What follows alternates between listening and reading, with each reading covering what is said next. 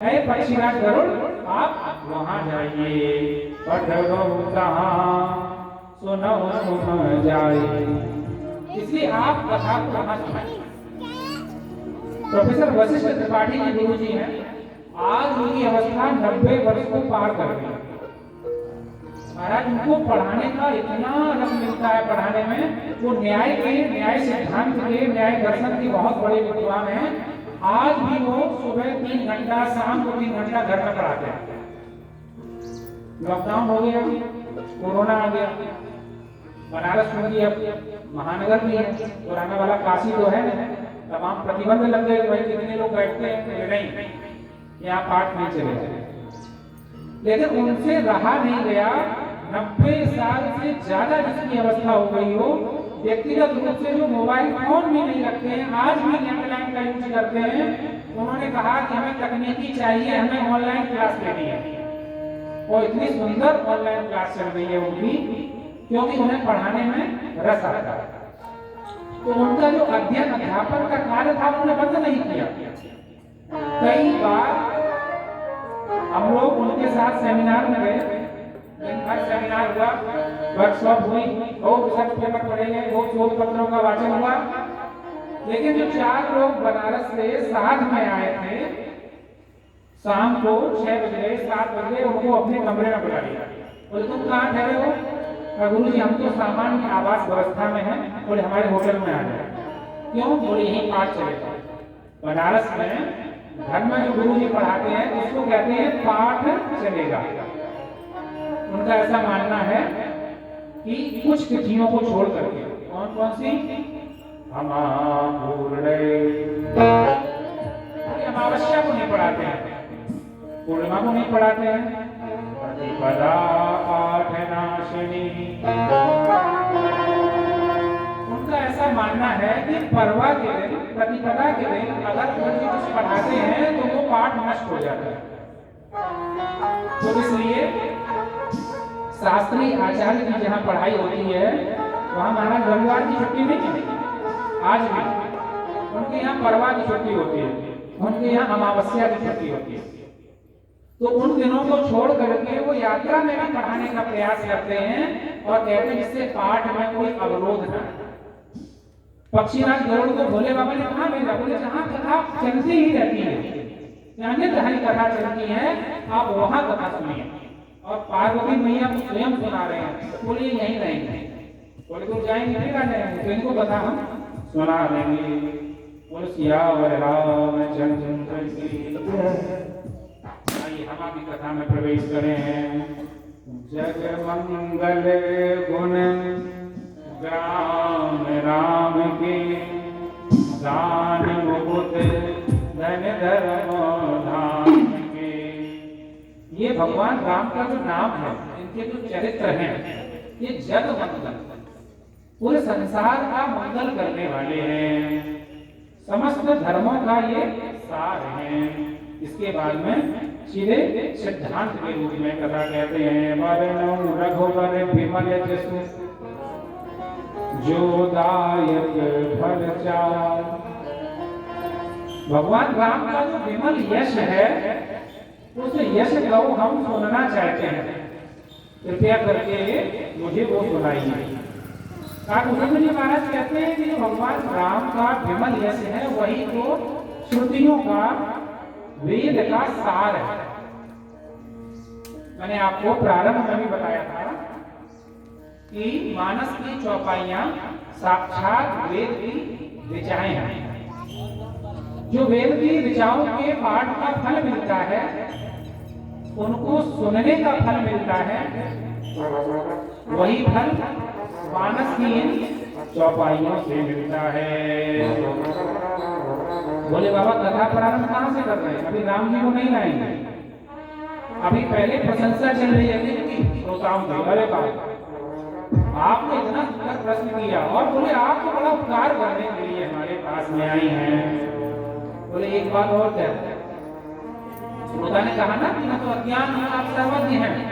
तो भगवान यहीं से व्याख्या प्रारंभ कर रहे हैं। हरस विषाद ज्ञान अज्ञाना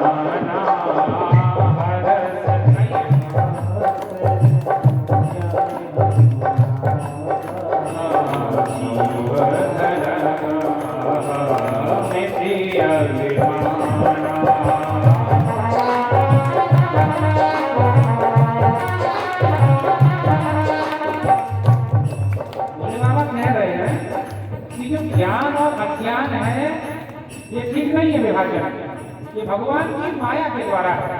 भगवान जिसको चाहे सर्वज्ञ बना दें, जिसको चाहे अज्ञानी बना दें। अच्छा आप लोग बताइए, जो युवा वर्ग है जो भी परीक्षाओं में शामिल है, कई बार ऐसा होता है कि नहीं, हम कुछ पढ़ के जाते हैं और परीक्षा में भूल जाते हैं। बोलो गोविंद भगवान की। इसलिए ज्ञान अज्ञान भगवान का आशीर्वाद है कि आप ज्ञानी बन जाएं, अज्ञानी बन जाएं, ये जीव का धर्म नहीं है। राम ब्रह्म व्यापक जग जाना, परमानंद परेश पुराना।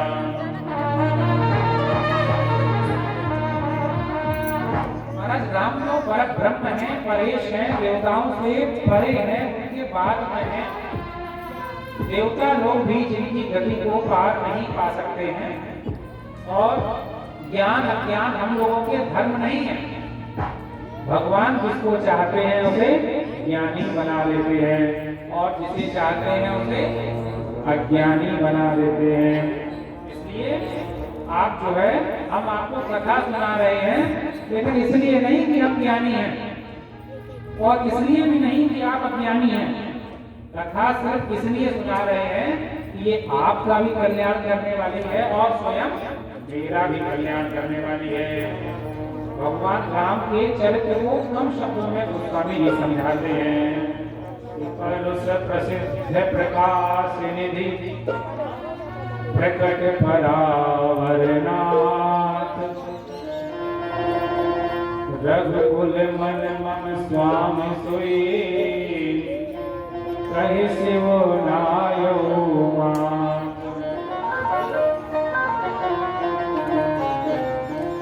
भगवान राम जगत प्रकाशक, जगत प्रकाशक राम पुरुषों में श्रेष्ठ हैं, पुरुष सिंह हैं, पुरुषों के स्वामी हैं। कई बार मुझे लोगों ने पूछा कि कर्मा में पुरुष की इतनी चर्चा काहे आती है। इसका विस्तार से वर्णन जब हम कपिल मुनि की कथा श्रीमद् भागवत में सुनते हैं, पढ़ते हैं, वहां मिलता है। सांख्य में, सांख्य दर्शन में पुरुष आत्मा का पर्यायवाची है।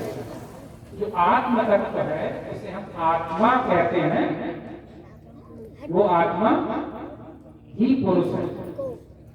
हम पुरुष से ये ना सोच लें कि ये पुरुष है और ये नारी है। श्रुति सिद्धांत में जब पुरुष शब्द बोला जाए तो हमें आत्मा समझना है। क्या समझना है? आत्मा। अरे आत्मा में श्रेष्ठ है वही तो परम आत्मा है, उसे परमात्मा कहते हैं कि नहीं? तो पुरुष सिद्धांत कौन है? पुरुष शिरोमणि कौन है? स्वयं भगवान श्री राम।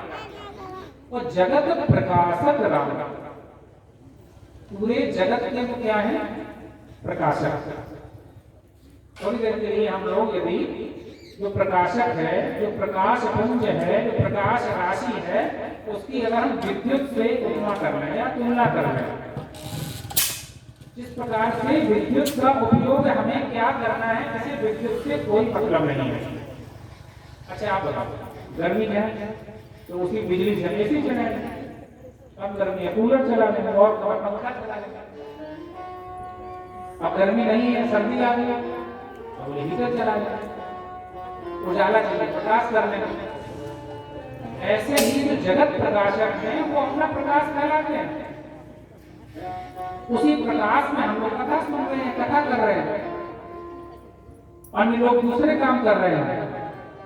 लेकिन जो प्रकाशक है उसे इससे कोई फर्क नहीं पड़ता है कि सामने वाला मेरे प्रकाश में क्या कर रहा है।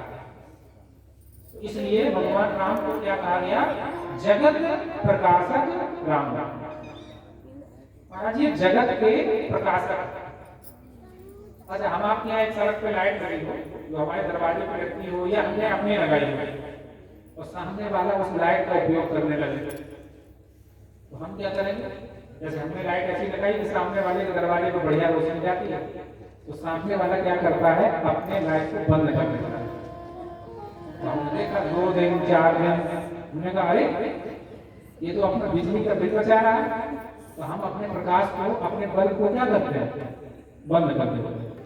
लेकिन जो जगत प्रकाशक है उसे बिल्कुल फर्क नहीं है कि मेरे प्रकाश से क्या हुआ, जगत प्रकाशक रहा। यही ना सच्चिदानंद है।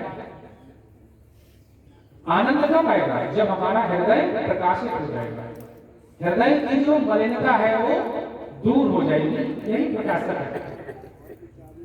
जब हृदय के झूठे भाव चले जाएंगे, यही न सतरूप है, यही तो प्रकाशक हुआ। जब हम इस क्षणभंगुर देह की नश्वरता को समझ जाएंगे, जब हम इस देह की क्षणभंगुरता को समझ जाएंगे, तो यही ना चैतन्यता हुई, जगत प्रकाशक यही है ना। कल प्रातः को जाने खिली न खिली। यदि ये भाव हमारे अंदर आ गया तो जगत प्रकाशक रामों का कार्य संपन्न हो गया। बोले भक्त वत्सल भगवान की जय हो।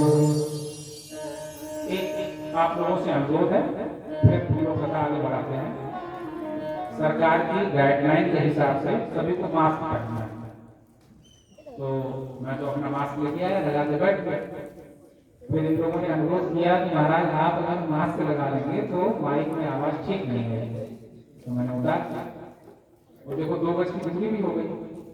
मोदी जी का नारा है ना, 2 गज की दूरी, मास्क है जरूरी।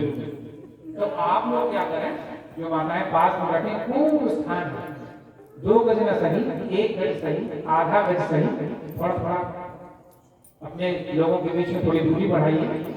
देखो शरीर से दूरियां भले पड़ जाए, महाराज हृदय की दूरी नहीं बढ़नी चाहिए। और आजकल लोग समाज में दिखाएंगे इतना जुड़ाव कि बिना कमाए कहीं नहीं जाते, और हृदय में दूरी बढ़े तो क्या मतलब। तो सबसे आग्रह है कि आप लोग एक तो मास्क का उपयोग करें।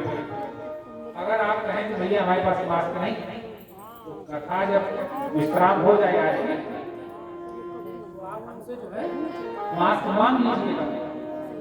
कुछ मास्क हम भी आज ले आए हैं, कुछ अभी गाड़ी में भी पड़े हैं, लेकिन मास्क रखिए पास। जैसे दोनों कानों में नहीं लगाइए, एक में लगा लीजिए, दुपट्टा लगा लीजिए, रखिए। और सोशल डिस्टेंसिंग का जरूर पालन करें। ये योगी मोदी की सरकार है, ये परमिशन देती भी है और ले भी लेती है। बाकी बिहारी का मंदिर अभी 2 दिन पहले खोला था, लोगों को बड़ा उत्साह था कि महाराज बाकी बिहारी का दर्शन करेंगे। तो जितने लोकल के थे मथुरा के, सब एक साथ पहुंचने लगे। 5-6 महीने हो गए, उनको लगा कि महाराज बाकी बिहारी का दर्शन ही नहीं हो रहा, सब एक साथ पहुंचे। 2 दिन के अंदर सरकार ने फिर ताला लगवा दिया, ताकि ये एक साथ आ रहे हैं, अपने त्योहार तक निकल जाए, नवरात्रि हो जाए तब विचार करें। तो हम लोग थोड़ा फैल के बैठे ताकि सरकार की व्यवस्थाएं भी चलती रहे। बोलो गोविंद भगवान की जय हो। श्री राम जय राम, जय जय राम, श्री राम जय राम,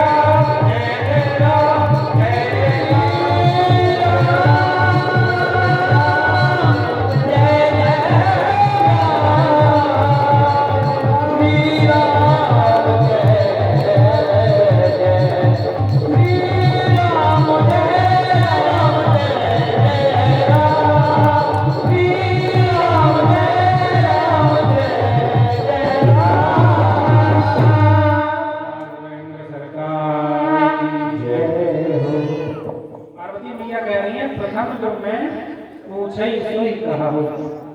सबसे पहले मैंने जो पूछा था वही कही है। क्या पूछा था?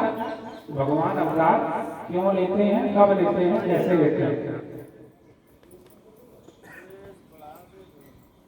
तो सबसे पहले भगवान के अवतार की चर्चा भोले बाबा पार्वती मैया के सामने कर रहे हैं। अवतार के कारण बता रहे हैं। यद्यपि भगवान के अवतार के अनेकों कारण हैं, लेकिन भोले बाबा कहते हैं उन अनंत कारणों में से मैं 2-4 कारण आपको गिना रहा हूं। एकदम इतना भ्रम नहीं हो सकता है कि इसी कारण से भगवान अवतार में आए। भोले बाबा ने कहा कि भगवान के अवतार के कई कारण हैं, लेकिन उनमें से मैं 2-4 कारण आपको गिनाता हूं। पहला है जय विजय को संक्रांति का श्राप। दूसरा कारण देवी वृंदा का नारायण को श्राप।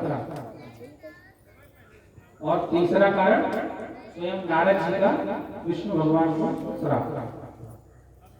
तो स्वामी जी को मजा नहीं आ रहा।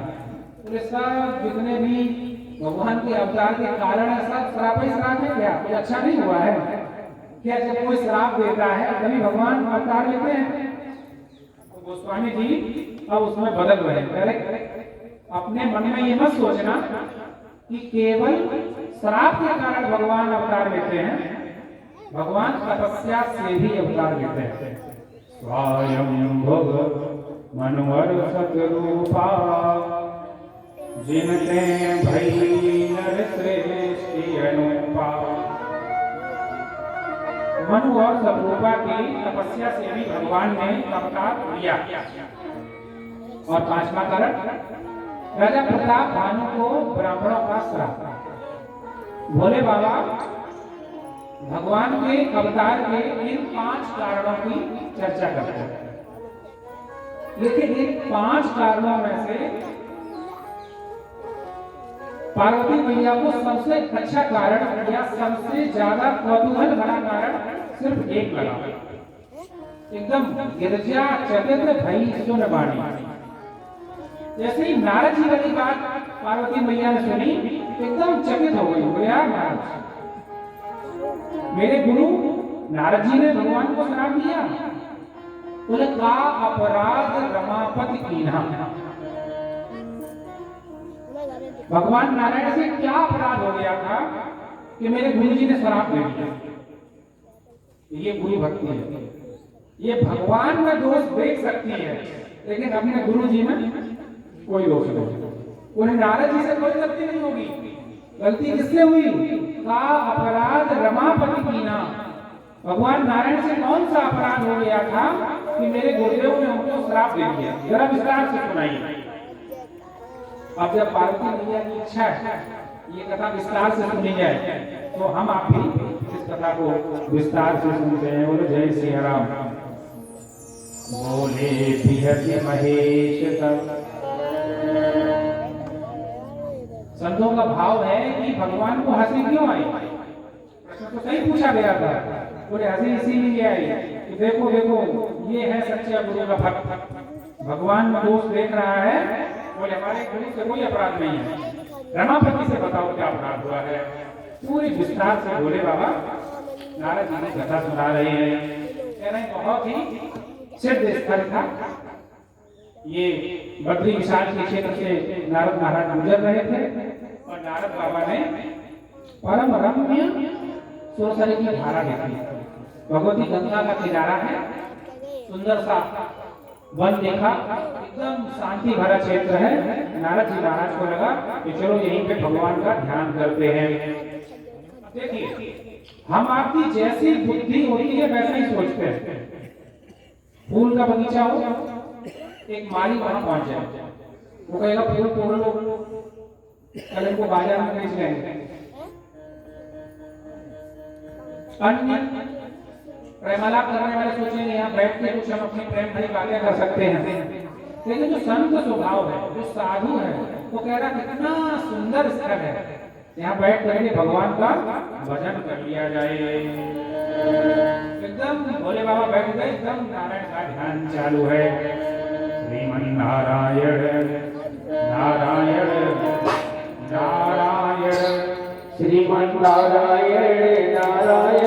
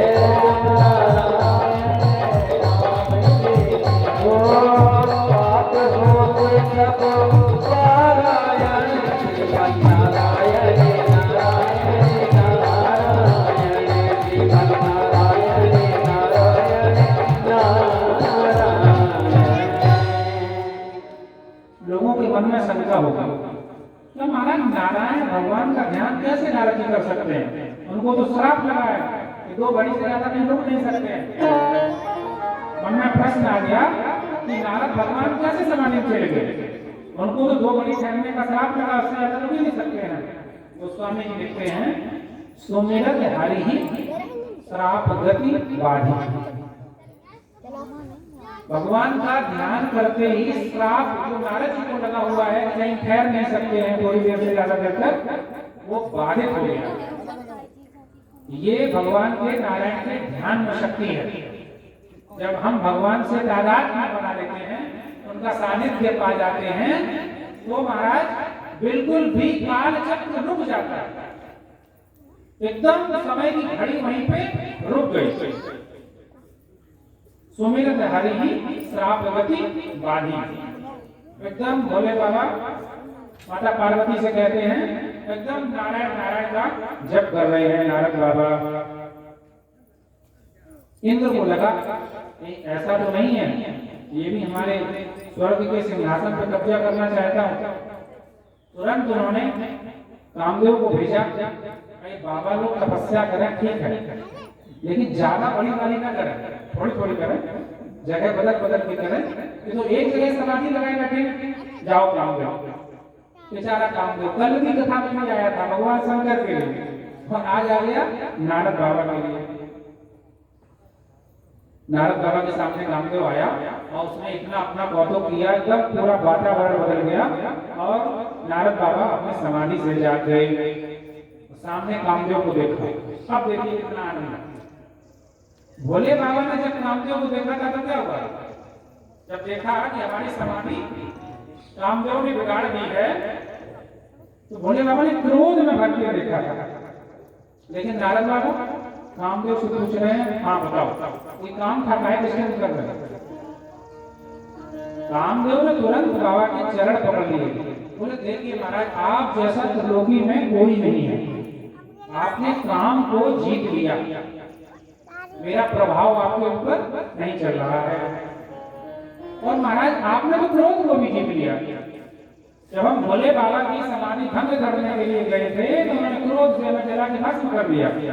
तो महाराज आप देखिए हमने आपकी तपस्या में विघ्न किया, फिर भी आप हमारे ऊपर क्रोध नहीं कर रहे हैं। तो महाराज आपने तो लोभ को भी जीत लिया है, स्वर्ग के सिंहासन की प्राप्ति की आपके मन में इच्छा नहीं। एकदम बढ़ा चढ़ा करके नारद बाबा की प्रशंसा किया जा रहा है। और इस प्रकार से कामदेव ने नारद बाबा की प्रशंसा की और वहां से चला गया। अब नारद बाबा समाधि से खड़े हुए थे, सोचे कहाँ चला, तो चलो भोले बाबा के पास चला जाए। भगवान शंकर के पास कैलाश पर्वत पे पहुंच गए और वहां जैसे पहुंचे भोले बाबा ने नारद बाबा को बैठाला और कहा बहुत दिनों बाद आप आए हैं, आज निश्चित रूप से आप हमें राम कथा सुनाएंगे। लेकिन आज तो सब बदल गया, आज राम कथा नहीं हो रही है। आज क्या हो रहा है? आज महाराज मार चरित्र शंकर ही सुनाए, रामचरित नहीं, मार चरित्र। मार कामदेव का पर्यायवाची। आज वो काम कथा कह रहे हैं, राम कथा नहीं कह रहे हैं। भोले बाबा बैठे हैं, वाह आज तो राम कथा सुनने को मिलेगी। नारद बाबा कह रहे हैं जब मैं गंगा के किनारे उस पवित्र वन में बैठा था और जब मेरी समाधि लग गई, मैं नारायण नारायण भगवान का ध्यान कर रहा था और वहीं पे कामदेव आ गया। एकदम उसने हमारी शरणागति ले ली, बोले धन्य हो गुरु जी हम आपसे हार गए। और क्या कहा? अरे बोले बोलो ये भी कह रहा था आप लोग भगवान शंकर से भी श्रेष्ठ हैं। तो भोले बाबा ने कहा कैसे? बोले महाराज आपके सामने जब आया था ना तो आपको क्रोध आ गया था, लेकिन जब मेरे सामने कामदेव आया एकदम मैं स्वस्थ प्रसन्न चित्त से उससे मिला, मेरे अंदर कोई क्रोध की भावना नहीं थी। बोले अच्छा? और बोले वो तो कह रहा था कि तुम्हारे अंदर लोभ भी नहीं है। तो भोले बाबा ने कहा अच्छा लोभ कैसे? बताओ।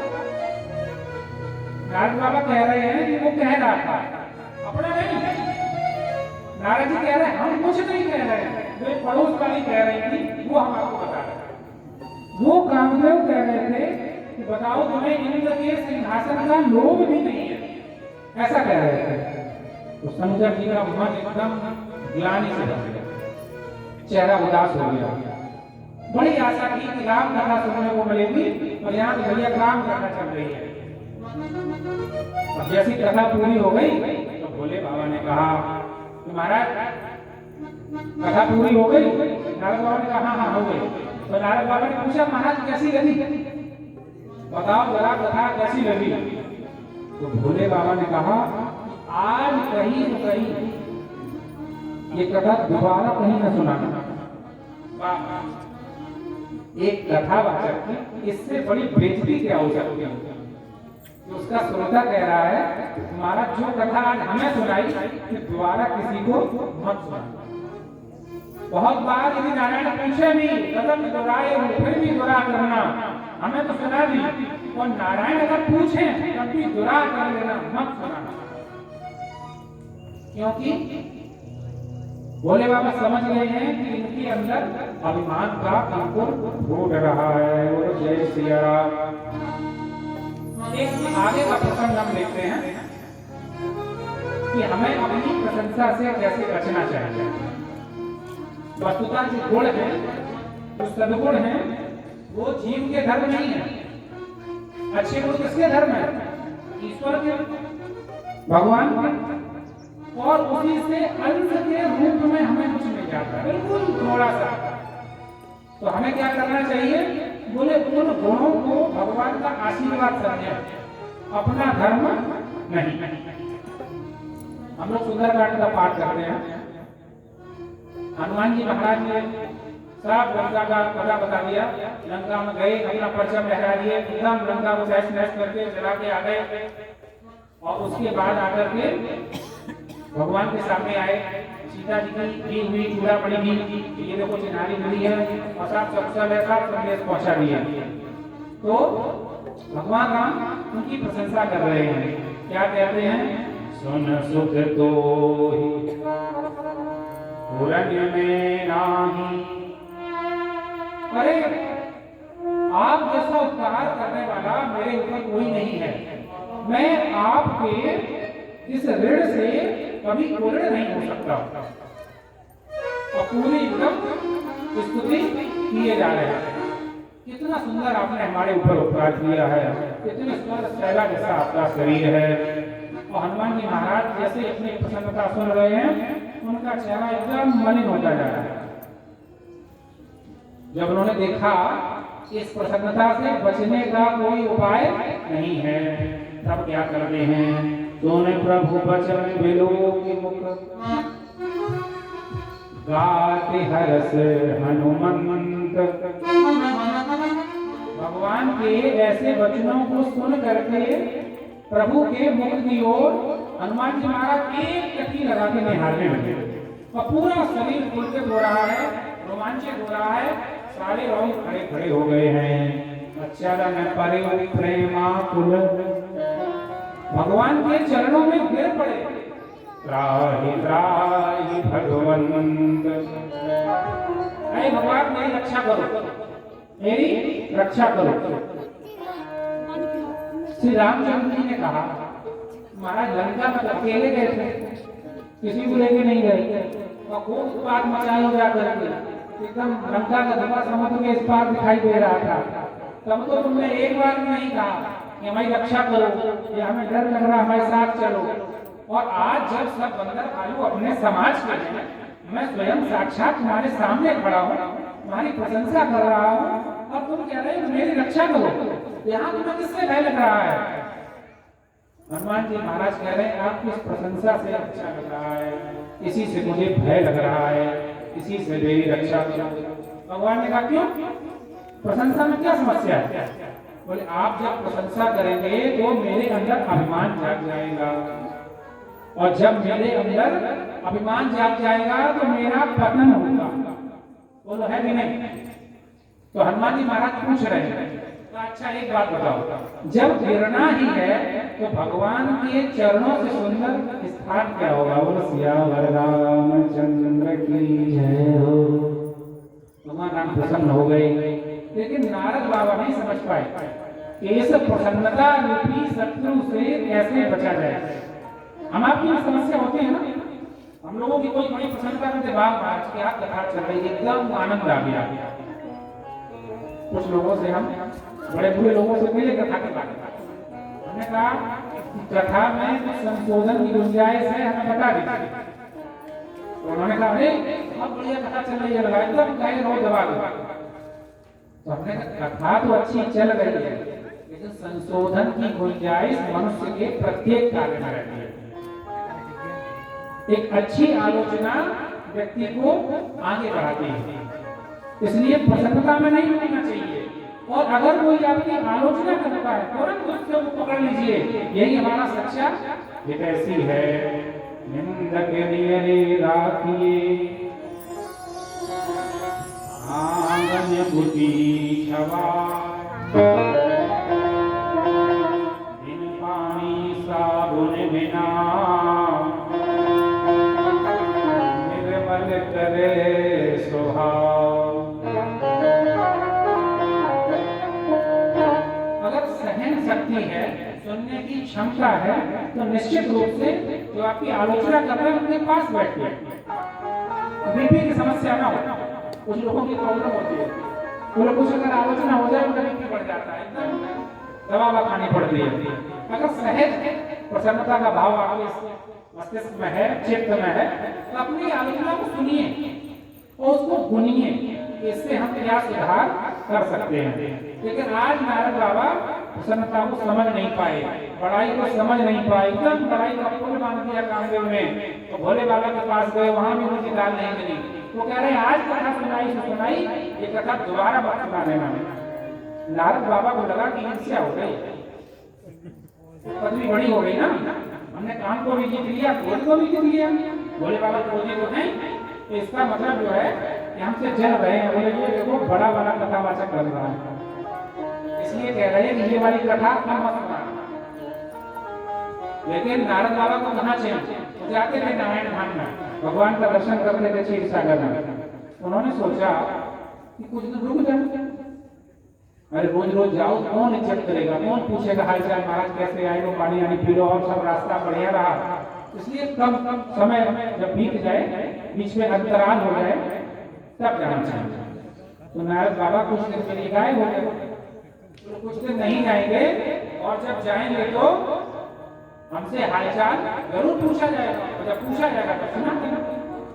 तो नारद बाबा ने कुछ दिन का गैप कर लिया, और आज बढ़िया सुंदर दिव्य वस्त्र पहन करके एकदम अपना वीणा हाथ में ले लिया है, और क्षीर सागर की ओर चल पड़े हैं। एक बार चल कर बीना गावत हरि गुण परम प्रवीणा।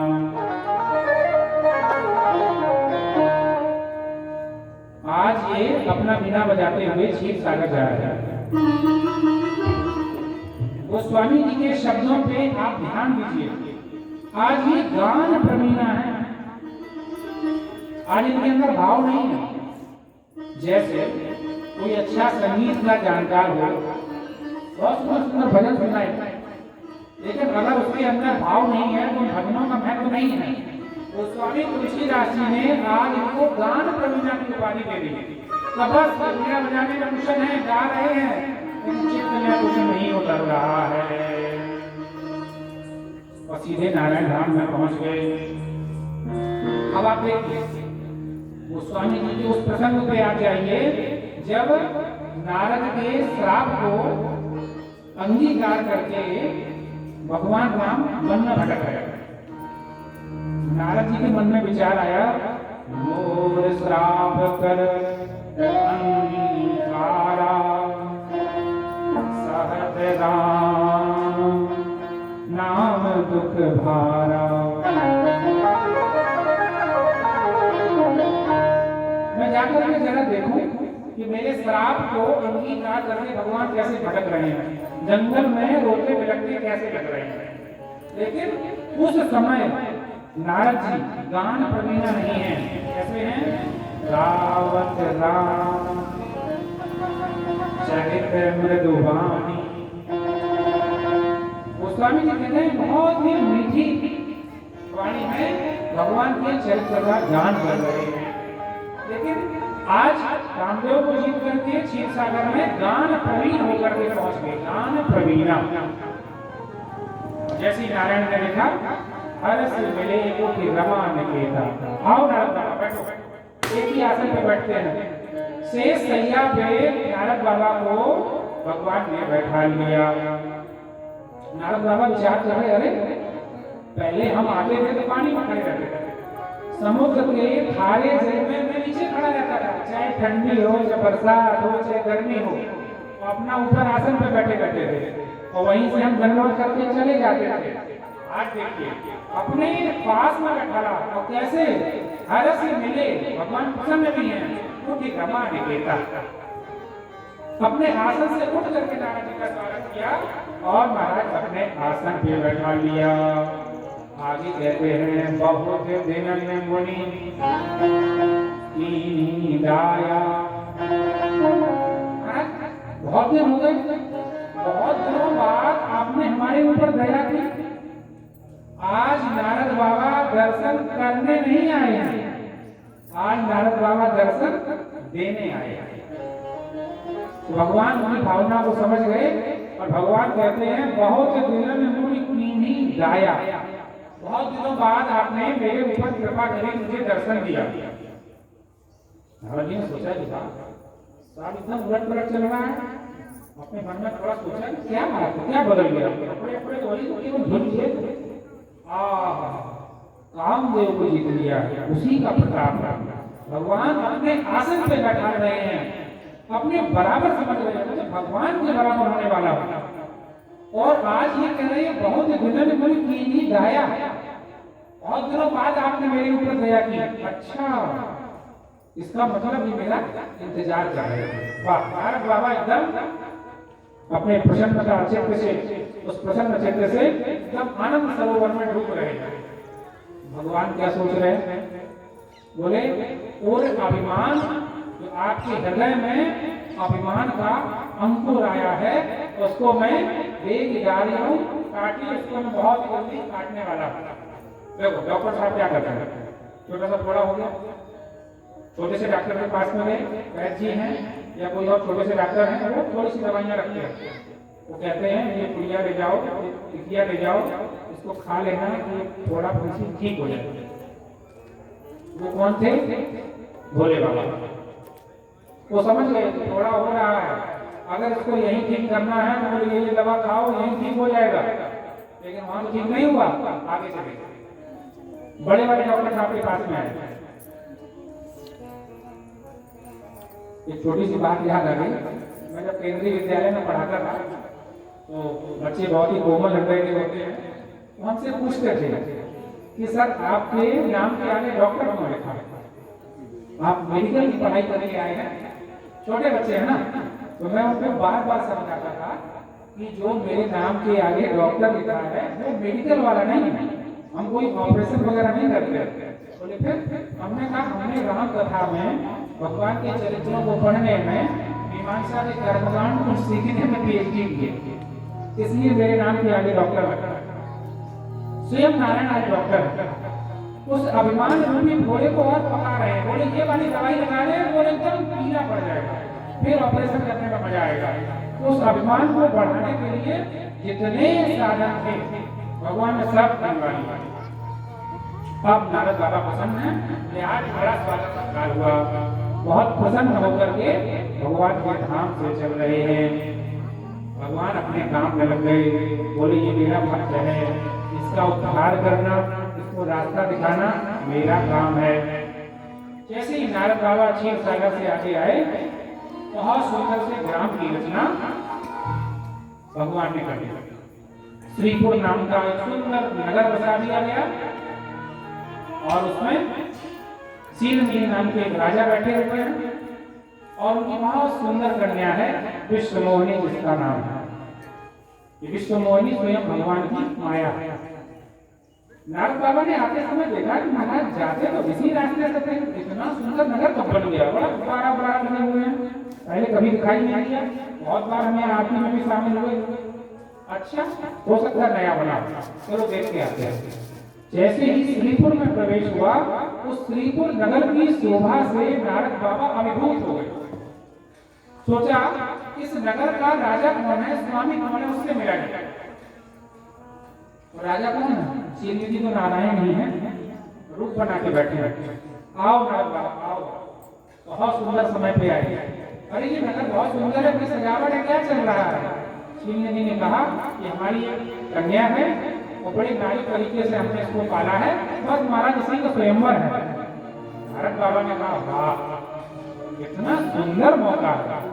देखिए भगवान के दर्शन का फल मिलता है, लेकिन आज तो इतनी जल्दी मिल गया, हमने सोचा भी नहीं। नारद जी को बड़ा रुचि आ गई, और क्या चल रहा है? शीलमणि जी ने कहा आप तो बड़े संत मालूम होते हैं, आप एक काम करिए, मेरी पुत्री उधर बगल वाले प्रकोष्ठ में बैठी है, आप चलिए मेरे साथ, जरा उसका हाथ देखिए। कहु नाथ गुर दोष सब, महाराज इसका हाथ देख करके बताइए, सब इसके गुणों और दोषों को बता दीजिए। जरा हम लोग हिमाचल जी के पास चलते हैं। जब उन्होंने पार्वती मैया का हाथ नारद बाबा के हाथ में दिया था कि जरा देख के बताओ उसमें, तो उन्होंने क्या कहा था? कहा हो सुता के दोष गुण, उन्होंने कहा था पहले इसके दोष बताइए। लेकिन यहाँ सब माया चल रही है, कह रहे जरा हमारी प्रिया के गुण बताइए, सब सुनना चाहते हैं। और नारद बाबा ने हाथ पकड़ लिया।